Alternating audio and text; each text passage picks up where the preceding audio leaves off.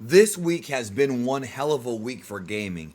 So, in the same week, I picked up Sonic Superstars and Mario Wonder, two brand new games from Nintendo and Sega that capitalize on the classic early 90s, late 80s console war between the two systems, but also the classic 2D platformer era. When I saw these games get promoted at the Nintendo Direct several months ago, I was so excited because we were getting both games right around the same time. And as much as I enjoy some 3D Mario games like Odyssey and Galaxy, and of course Mario 64, the original one, and as much as I have so many fond memories of Sonic Adventure and other games like that.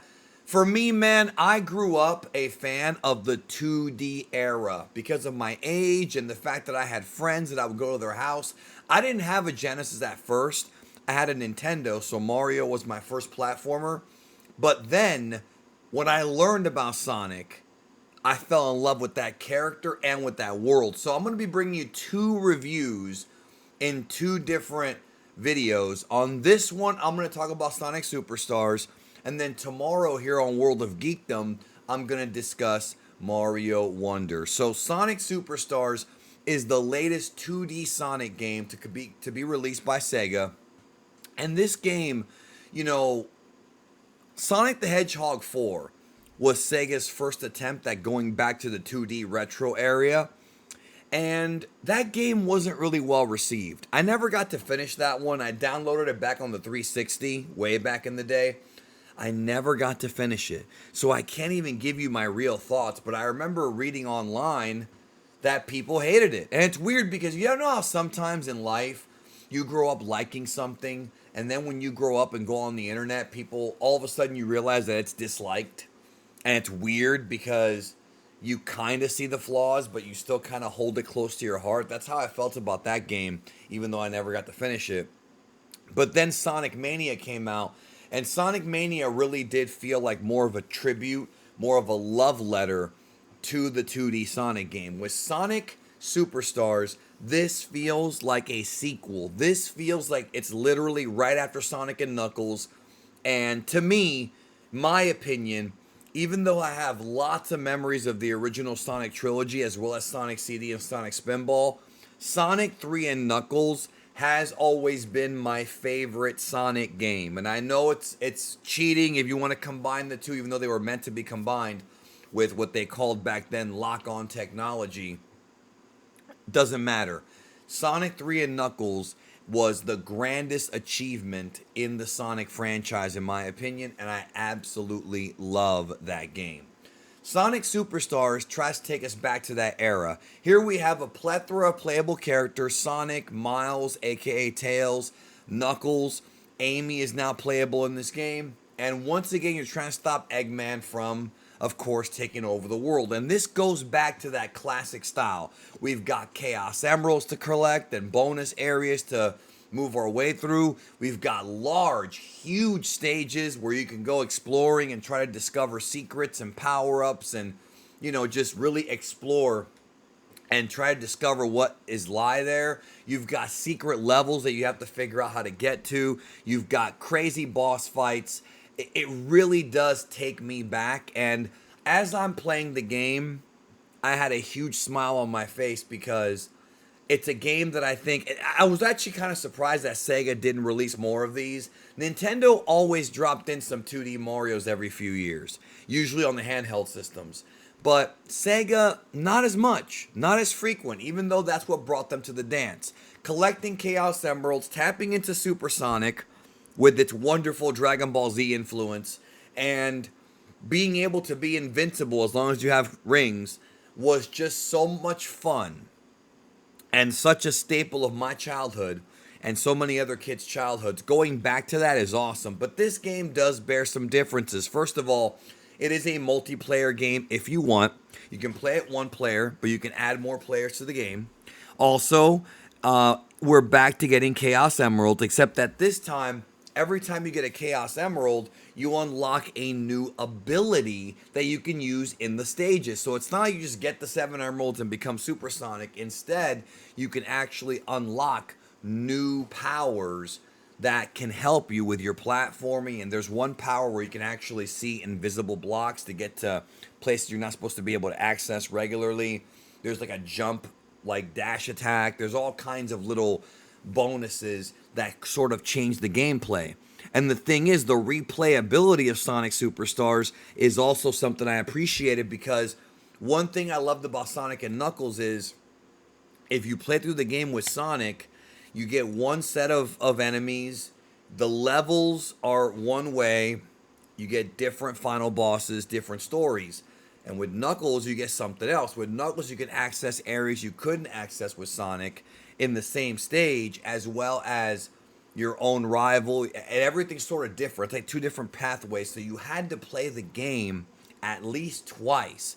And there's more ways to play. Like you can play with just Tails, and that was always fun to go back and play it with Sonic and with Knuckles.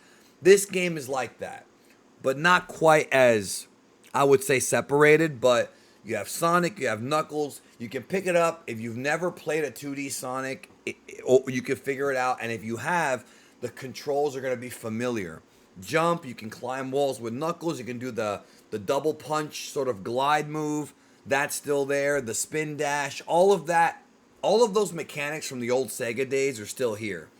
But the game is not perfect. Now, one thing I want to say before I go into my negatives is there are some wonderful animated cutscenes here that I loved. Sonic CD was the first game to really throw in a lot of this. Now, so many years later, those Sonic CD cutscenes are considered legendary. Here with Sonic Superstars, those are back. Dr. Robotnik, aka Eggman, has foes that he's going to send after you to make your life hell. And it really brought back memories of not just playing Sonic, but also watching Saturday Morning Sonic and the Adventures of Sonic the Hedgehog way, way back in the early 90s. So, let me talk to you about the cons. One of the issues with this game is that even though it does have a save feature and you can go back and replay levels, there's a map feature. That's stuff we didn't have back in the day. Those quality of life improvements are there. There's also unlimited lives.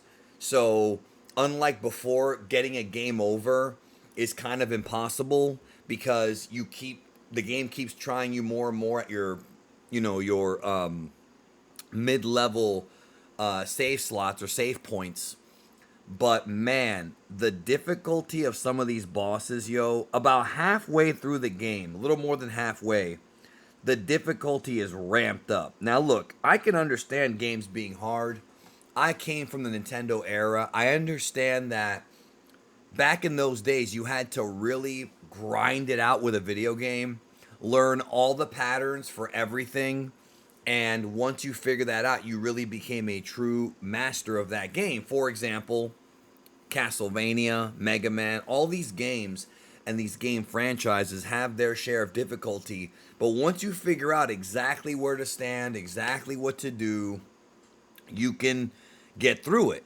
And this kind of goes back to that. There's going to be times where you face some of these bosses, and the bosses have different phases to them, and some of them drag on forever, where you're like, man, can you give me another save point or something? And it does get really, really obnoxious how the game does that. Now, again, me being a kid from the Nintendo era, I'm not necessarily hating on this, but I felt like the difficulty curve was a bit too sudden. It just takes a quick nosedive when it comes to difficulty. Now, again, I'm not saying the first half of the game is easy. That's not what I'm saying, but it feels a bit more enjoyable than when you get to the later parts where it literally becomes a situation where you have to die in order to learn where to stand, where to jump, where to go. And that's something that I had a lot more patience doing when I was 10 than I do now as a man in his late 30s. You understand what I'm saying? And many of you might relate to that. It gets to the point where it becomes tedious and annoying. And there's one thing where it's challenging, where a video game will challenge your skills and expect you to improve as the game progresses, which is something Mario Wonder kind of did a really good job of. Here, that's not what this is. It just throws you into the freaking lava and expects you to swim out. And in one level in particular, it's literally that. So, That is to say one of the more annoying aspects of this game that I think kind of bring it down a notch because like I said, man, it's not the worst difficulty. It's not like Ghouls and Ghosts level hard, but it kind of throws you for a loop. Now, 2D Sonic games have always been on the cusp of having really great level designs, especially Sonic 2 and Sonic 3, and of course, Knuckles. This game has level designs that I think are going to vary depending on the kind of gamer you are. There's some creative stuff here, but some of the creative stuff have been maybe a bit controversial, but I do appreciate the ideas. For example, there's obviously underwater levels where you go through pipes and things like that, and Sonic gets blasted to the surface and back down underwater. There's one level in particular where you're in this like factory and there are these switches and you have to hit the switches every few seconds or every few minutes because there's like this overheating going on, and if you don't do it, it's for the entire length of the level, and if you don't do it fast enough, the whole level explodes and you lose the game. So as you're going through from switch to switch, you have to make good time while also trying to squeeze in, you know, exploring and fighting off enemies. And while doing that, you have to make sure that you hit those switches, and if not, you're going to die. This type of stuff I think is interesting. There's also some vehicles for Sonic to go on. For example, there's like an underground like drilling thing where you can drill underground. It kind of reminds me of what they would do in the old 87 Turtle series when the Technodrome was down in like the core of the earth, and they would drill up, with this like sort of drilling pod or whatever you want to call it, like tube, and it's like that here. You can control where it goes. That was fun. That was a lot of fun. More fun than the exploding level, if you ask me. One of the things that this game does that Mario Wonder also does is it gives you different layers of the level to go in. So in Mario Wonder, there's an aspect of the game where you can actually jump into the background, right? You have the foreground and the background. It's the same thing with Sonic. There are parts of the levels where you can actually jump into the background and then come back into the foreground. Like, it's not just a 2D game. It's almost like 2.5D, because there are some parts where you have to like sort of run up a wall and you have to sort of shift the controller in the right way so that you go sort of diagonally up and over. That's a new mechanic that was not anywhere in the old games. And of course, like with every other Sonic game that's 2D, you've got a casino-inspired level as well. They're in every single one. This one's fine. Music-wise, the game, I think, is pretty freaking good with the music. The music is a lot of fun. The colors are vibrant. It gives you a real nice retro feeling while still utilizing, probably more concurrent graphics. It still looks retro though. Like, I could actually see this game being released on a Sega Genesis without the cutscenes, and you wouldn't have known any different. Like, if somebody used a time machine and took this game and like somehow fit it into a cartridge and went back to like 1992, it wouldn't be that crazy for me to believe this would actually be a legitimate sequel to Sonic and Knuckles. It feels like more of a sequel to that game than a lot of the other ones, although I still feel like in my personal ranking, Sonic 3 and Knuckles is the best Sonic game of all time. Maybe it is nostalgia, I won't lie to you about that. I haven't finished this game yet. I'm relatively more than halfway through. I'm like 3/4 of the way through with the game, but I feel like this one, Sonic and Knuckles, man, there's just something about it.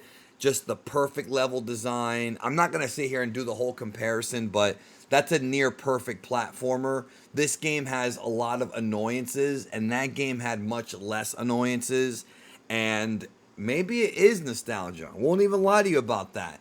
Great soundtrack too, but this game does hold up, and it does fit right there with the classic 2D Sonic. So if you like that style of gameplay, if you're into the classic 2D Sonics, if you want to share the experience with your kids or your nephews and nieces or even your friends, it's not a bad game at all to pick up whatsoever. And it's been a while since we've had a Sonic game like this, so I'm very happy to say that.